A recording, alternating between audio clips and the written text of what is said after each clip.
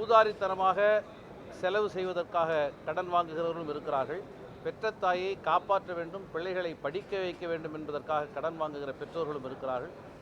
தமிழக அரசு மிகுந்த சமூக அக்கறையோடு இந்த நிதிநிலை அறிக்கையை தாக்கல் செய்திருக்கிறது என்பதை விடுதலை சிறுத்தைகளின் சார்பிலே சுட்டிக்காட்ட விரும்புகிறோம்.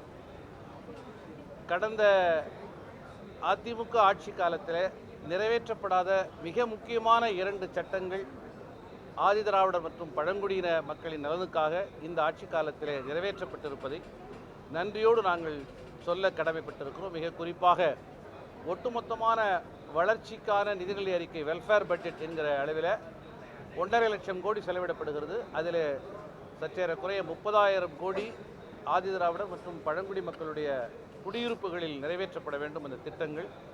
இதுகாரும் இவற்றை கண்காணிப்பதற்கான ஒரு சட்டம் உருவாக்கப்படவில்லை.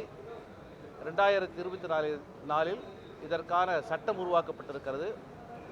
கலைஞர் மகளிர் உரிமை தொகை வழங்கப்பட்ட உடனேயே தவறான முறையிலே விமர்சனங்கள் முன்வைக்கப்பட்டு இது ஏதோ ஆதிதிராவிடர் நலநிதியிலே இருந்து எடுத்து வழங்கப்பட்டு விட்டதாக அவதூறுகள் பரப்பப்பட்டன.